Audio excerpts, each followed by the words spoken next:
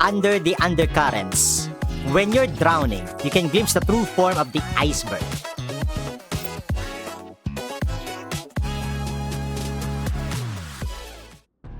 Carl is awakened by the sunlight shining into his eyes. His head hurts. After getting up from where he's lying on the ground, he realizes that someone has thrown a wool rug over him. He recognizes his surroundings. This is Lydia's office. Apparently, he got blackout drunk last night. The room is completely unfamiliar and he doesn't remember coming here. The only thing he remembers is the half-finished bottle of cognac on the desk. There is a note next to it. You look cute while asleep. Don't get up too late. See you at the ribbon-cutting ceremony. Carl makes a sudden realization. This is probably the biggest embarrassment of his life as a proper businessman. Still, he doesn't mind. Embarrassing himself in front of Lydia doesn't mean anything because she won't be in a position to mock him for it much longer. Since his henchman has opened the door to the beacon control center, the explosives are probably set by now. Carl turns on his communicator, but he doesn't see the mission accomplished message he was hoping for. Hello? How did it turn out? He makes a call, but there's no answer. Hello? Hello?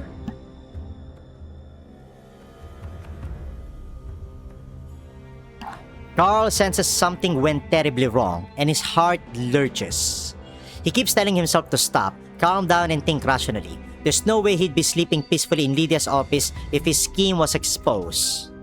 In short, the situation's not great, but it's not terrible either. Carl sprints toward the beacon control center. I just finished talking with Miss Mei Ling. She found a place for us to dispose of the explosives. I also memorized how to detonate them remotely. Dushebene, let's blow up the explosives first. Just one more call. I've almost gotten through to Lydia. Sweeper's sleeping. That's what you said 3 hours ago. See, even Nix is falling asleep. But it's really happening this time.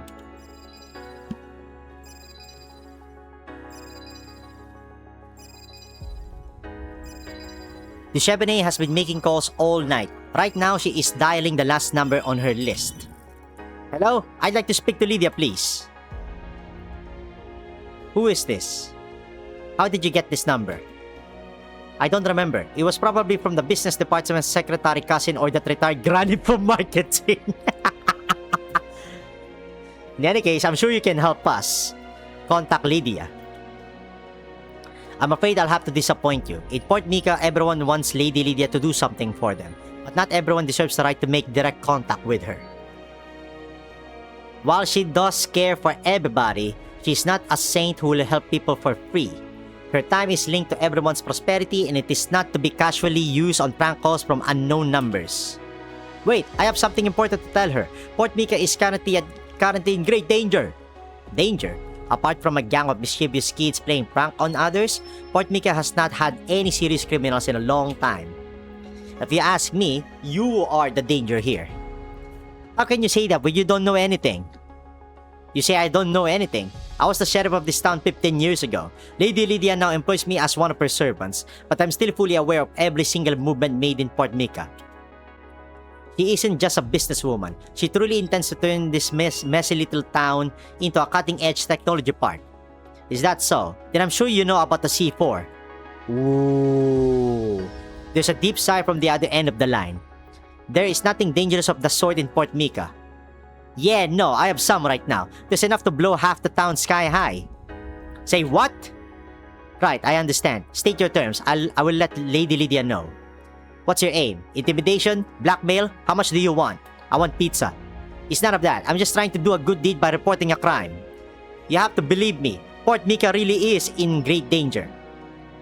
Alright then. In that case, I will give you an address. Head there right now with the dangerous items you describe. We'll discuss the rest when we meet. Alright, we did it! Zoe excitedly bounces in her chair. There is a long string of characters in the center of the screen. This is the cipher key for the Beacon Control Center's command systems. You're awesome, Big Sis! You really did it! This is the cipher key for the Beacon Control Center. It's the most complex thing on the planet. Does this mean we can broadcast commands to the entire network? For example, sending the Bugs logo to everyone? I think sending out Big Sis sleep talking would be better. Zoe pants heavily and slumps back into her chair. She's been up all night working on this, but after the excitement passes, she is left completely drained. It wasn't just excitement over a hard-won victory that filled her, but also heart-pounding palpitations and a feeling close to dread. It's just like the first time she grabbed Phelan's gun to fool around. She feels like she's grasped something beyond her control.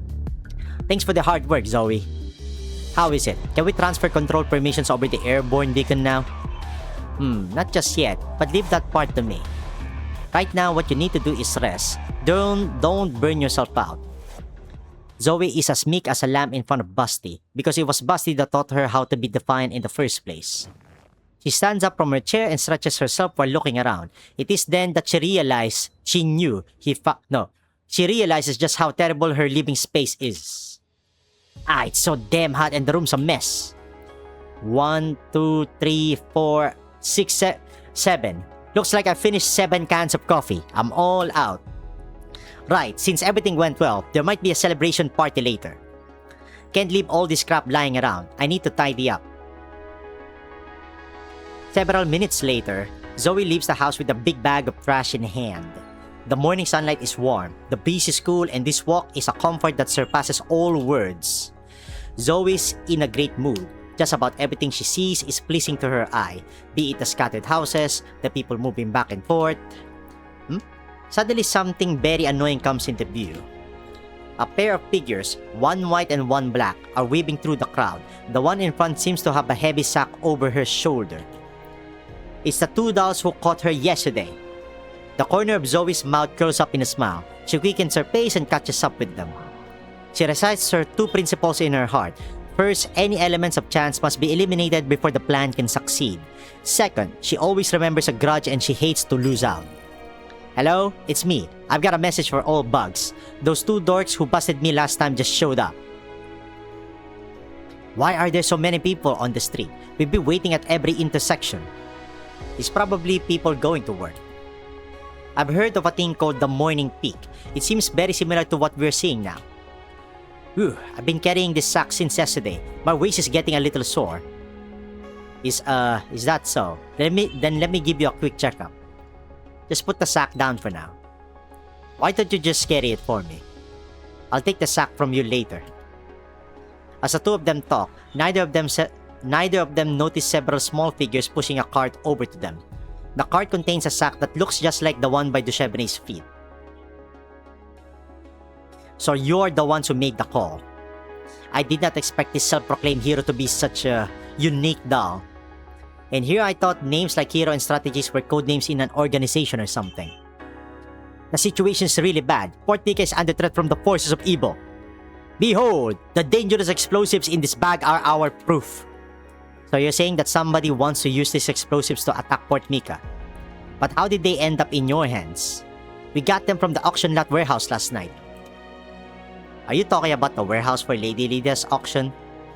The warehouse is strictly forbidden to unauthorized personnel. Are you aware that your actions constitute unlawful entry? We didn't touch anything. This is the only thing we took. And that would be theft. No, it's not. Things back then were really complicated. We fought with the guards and we had no choice, so...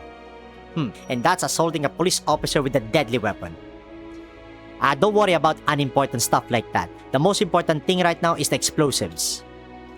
Who's the mastermind? Are there any more explosives? You need to look into this right away and deal with it. Unimportant, you say?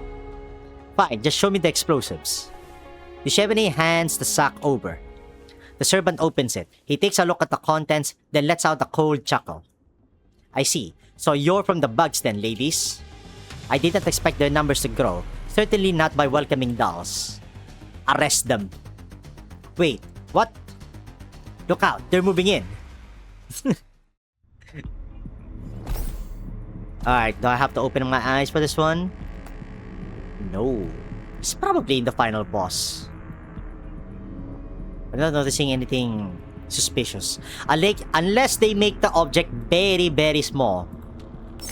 Like last time with Lainey. Oh, well, I'll just check it out later. This is bad. War Master, the worst has come to pass. Yeah, I know this. They had a discussion before they came here. If Lydia's people started acting strange, that would mean they were the real masterminds.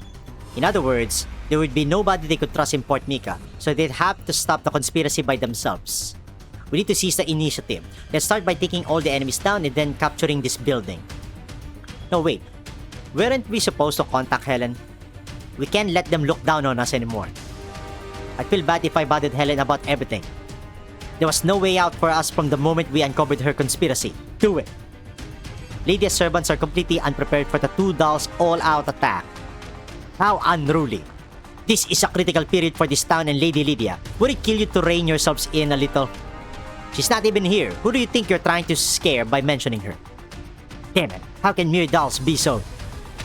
In the blink of an eye, the jet black tactical doll is in the man's face. She slams the hilt of her sword into the bridge of his nose. He's still trying to persuade them right up until the moment he passes out. Are these doll frames? They must be really valuable if those two dolls were protecting them like treasure, right? Could they be super high-end doll frames? Zoe puts on her earpiece and begins talking excitedly. Great news, Big Sis. We found something good for Big Sis Basti and Big Sis Faylin. Big Sis Faylin's body has been a real pain to maintain, but she might not have to worry about that anymore. Well done, you guys. Oh yeah, what did you swap them with? You remember that monument that got demolished because we wrote Lydia is a pig all over it? We saved the best parts of it. Typer key authenticated. To access administrator privileges, please provide voiceprint verification. Two-factor authentication, huh? Well, I expected that much. Unfortunately, neither of us is good at electronic warfare. Basti has a grave expression on her face. Can we get the bugs to handle the voiceprint thing?